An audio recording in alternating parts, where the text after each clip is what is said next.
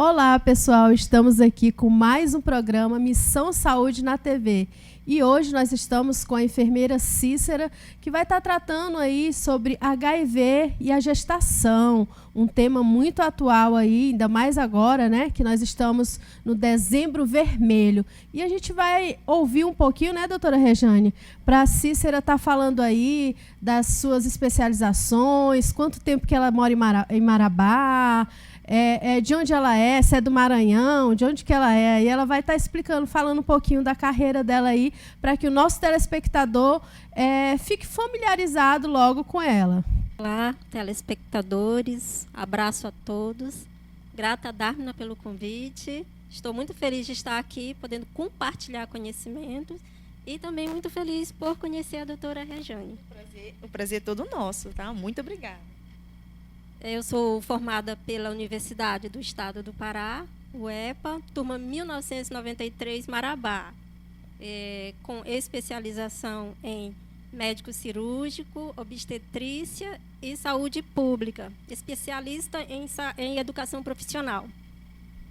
Gente, olha só aí o currículo da pessoa. Então, daí vocês já tiram aí como que vai ser esse programa hoje. E eu estava brincando aqui com elas que hoje eu ia zoar bastante com as duas, porque eu me senti super alta hoje aqui, gente. Porque a Cícera é pequena e a doutora Rejane também não é assim tão grande. E aí eu fiquei alta. Eu que sou baixinha também fiquei alta perto das duas aqui. Aí eu estou me achando aqui no programa hoje. E os outros homens abandonaram a gente, né, doutora Rejane? Doutor Vilde, doutor Marcos aí. Agora estão explorando a gente. O que a senhora acha? Também acho. Mas a gente vai ajustar a escala para cada um tá, no seu dia certinho. Né? Que eles não podem também deixar assim não, né, gente? Exato.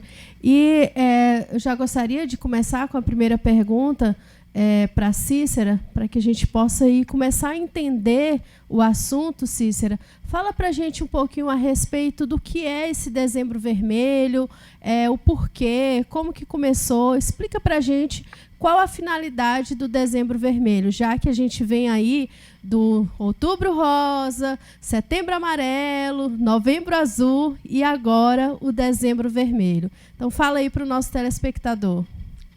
Dezembro Vermelho foi um mês escolhido para lembrar da necessidade de conscientização da luta, né, de combate ao HIV/AIDS. Então, 1º de dezembro já passou, né, o Dia Mundial de Combate à AIDS, e essas atividades elas se estendem durante todo o mês, como uma forma de conscientizar da necessidade da prevenção contra o HIV, da necessidade da testagem com frequência, também visa, né, tem o objetivo de combater a discriminação e o preconceito em relação às pessoas vivendo com HIV/AIDS, e ainda nos faz lembrar da necessidade de adesão ao tratamento por as pessoas que já estão fazendo acompanhamento nas unidades de referências.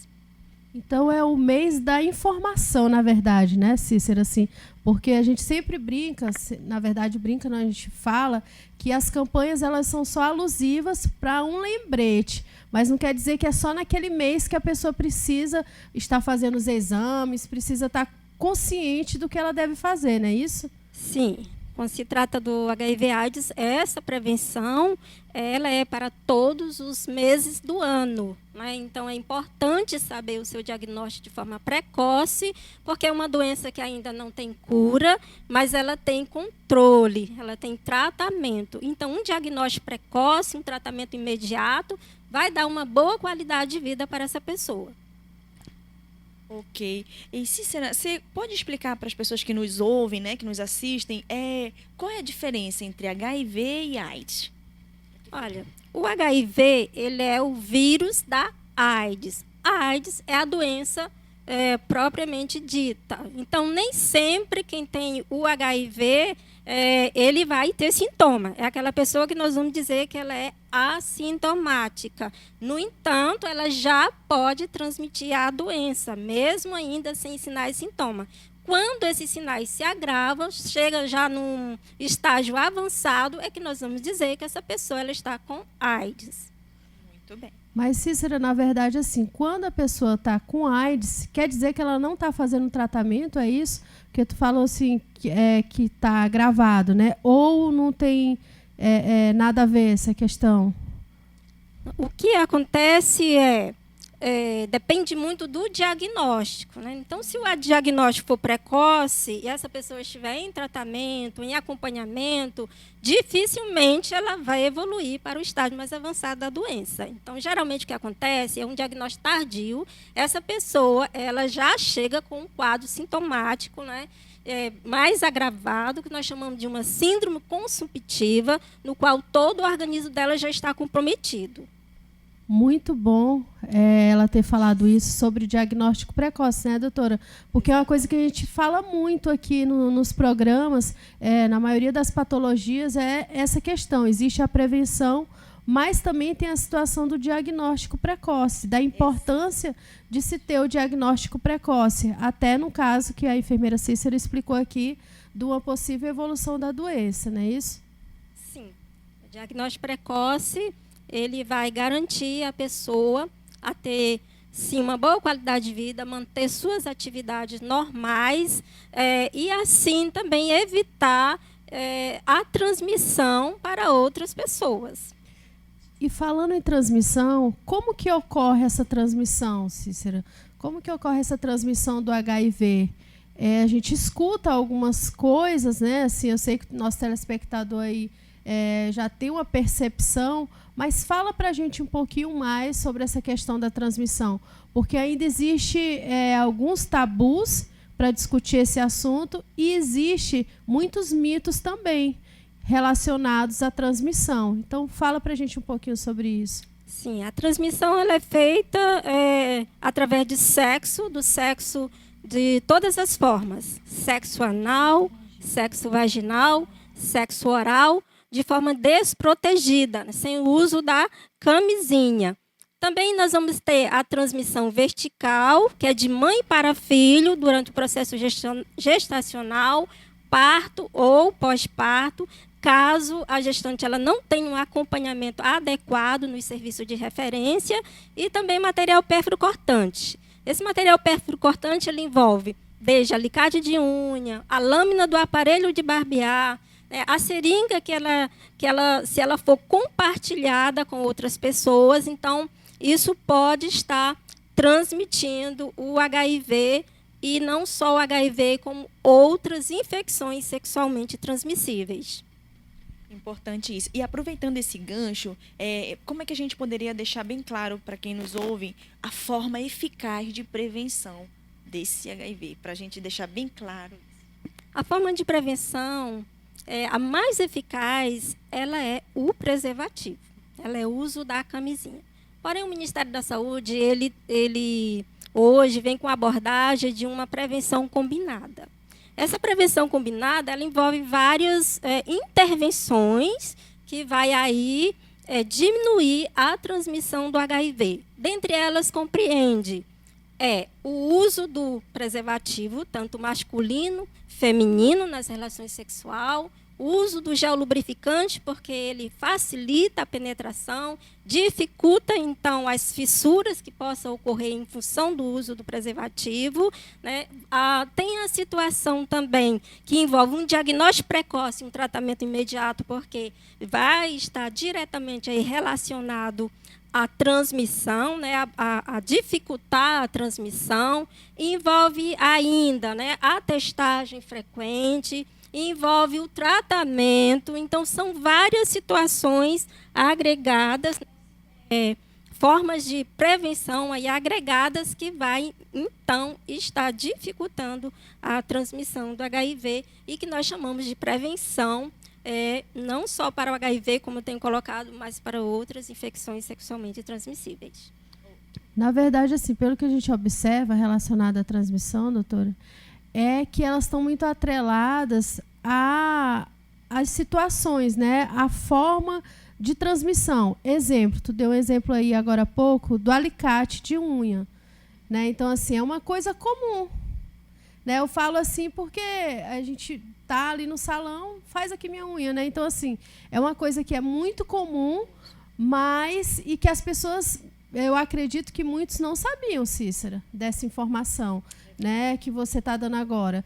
Então, assim, é muito importante que vocês entendam aí que um objeto que é de uso frequente, principalmente entre as mulheres, né, e que tem um alto poder aí de transmissibilidade, não é isso? Todo material que ele tem a presença de sangue, né, e for compartilhado de forma imediata, ele oferece risco. Porque aí nós vamos estar falando de uma transmissão direta, não é? Então, assim, existe também mitos relacionados à transmissão. Por exemplo, picada de inseto, né? Então, é muito comum as pessoas perguntarem, né? Se fosse picada de inseto, estava todo mundo contaminado. Todo mundo contaminado. Então, né, o inseto ele não é transmissor, né, da doença. Ainda tem mitos relacionados ao abraço, relacionado, né, a compartilhar o mesmo ambiente. Então, dessa forma, ela não vai transmitir. Então, a convivência no ambiente de trabalho, em escolas, na convivência, sentar no mesmo banco, fazer uso do mesmo banheiro, do mesmo assento, dessa forma não vai transmitir. Então, a transmissão ela ocorre basicamente daquelas formas em que já foi relatadas. E o beijo? O beijo é muito comum as pessoas perguntarem, né, se o beijo ele transmite o HIV. Olha, a literatura ele não coloca o beijo comum como transmissor do vírus do HIV. No entanto, precisa ter algumas considerações. Veja bem, se na mucosa oral, né, tiver alguma lesão, né, tiver alguma porta que nós chamamos porta de entrada, né, e da outra pessoa também, então o beijo dessa maneira pode ocorrer a transmissão, né, do vírus do HIV. Mas aquele beijo normal em que ambas as mucosas orais estão saudáveis, então não tem aí probabilidade de transmissão do vírus. Exatamente. O difícil seria, tipo, naquela balada lá que ninguém conhece ninguém. Então, né? Deixa eu examinar aqui tua boca. Deixa eu fazer um exame aqui, oral, aqui, logo, para me ver se tem ou não. Por isso que eu falo assim, quem vê a cara bonitinha, tá todo mundo lá, né? Não vê a situação que se esconde ali por trás, né? Então, por isso é importante aí estar observando que boca você está beijando, como que é essas questões, né? Não pode ainda sair tem aí. outros micro-organismos também aí agregados, né? Não, tem outras patologias, né? Tem outras doenças também que são transmissíveis, né? Então, não é só o HIV. Aqui a gente está hoje focando no HIV em si, mas tem outras doenças aí, não é isso, doutora? Exatamente. E uma coisa ainda nessa questão, né, de a escova de dente, que em alguns locais, né, muito carente, ainda é compartilhada entre a família a mesma escova. E ela pode ainda ser um objeto, né, de transmissão. Então, é importante lembrar que todo esse tipo de coisa que tenha contato com mucosas, né, com fluidos, né, isso pode levar a uma transmissão. Sim, nesse caso de outras infecções, como hepatites, né? Como as hepatites, isso pode acontecer pela escova de dente. Já do HIV, ela é menos, menos comum, porque não vai haver aí presença, né, de sangue, né? De sangue, né? Entendi. Certo. Cícera, tem uma pergunta aqui que o pessoal se confunde muito a respeito da janela imunológica, né? Eu até colocar aqui assim, sempre escutamos falar sobre janela imunológica em relação ao HIV. Então, fala um pouquinho para a gente a respeito disso. Do que é essa janela imunológica que o pessoal fala, não só do HIV, né, mas de outras doenças também, mas hoje focando mais em relação ao HIV. Janela imunológica para o HIV é aquele período, né, da infecção até o surgimento dos anticorpos no organismo. Nesse período, o Ministério da Saúde vai nos dizer que ele compreende entre 30 a 60 dias, né? É um período em que, se a pessoa realizar o exame, pode ser que ele seja um falso negativo, mesmo a pessoa já está estando com o vírus no organismo. No entanto, ainda não deu tempo desse vírus multiplicar para o resultado do exame positivar. É importante prestar bem atenção nessa informação, porque eu já vi casos de pessoas que tem tá lá na balada, aí se envolve, bebe, tudo, aí tem relação sem o uso do preservativo. Aí, quando é no outro dia, desespera, vai lá no local para fazer o teste, já acha que vai dar o resultado. E não é bem assim, né, Cícera? Não é bem assim, mas essas situações elas são corriqueiras lá no serviço de referência, né? Então, as pessoas, de fato, vão para a balada, né? E aí tem as relações sexuais desprotegidas, e no dia seguinte elas chegam no serviço dizendo que quer fazer o teste para saber se está com AIDS. E aí, nesse momento, no momento do aconselhamento, que nós vamos estar orientando que, se o teste positivar, não foi em função dessa última exposição de risco, mas é porque a pessoa ela já estava vivendo com HIV. E se também negativar, vai precisar, né, ter uma segunda testagem. Se o teste for negativo, então vai precisar do rastreio, né, com a testagem, nesse período de 30 a 60 dias. Hoje os testes eles são bem sensíveis, né? Geralmente em 30 dias já há uma detecção. No entanto, tem também aquelas situações em que ele pode ainda, né, se estender por mais tempo. Até porque cada organismo, às vezes, reage de uma forma diferente, né? Não dá aqui para a gente dizer assim, vai ser 100% em 30 dias ou 100% em 60 dias, né? É uma coisa assim muito variável de organismo também, né? Verdade. Em função dessa variação, desse comportamento orgânico, geralmente os profissionais eles estendem até 90 dias. Então, para ter uma margem de segurança maior. Então, há uma testagem, né, no dia 0, 30 dias, mais 30 dias, que aí forma 60, e como uma forma de segurança maior, mais 30 dias, que aí 90 dias da exposição. Nossa, perfeito. Informação fechada.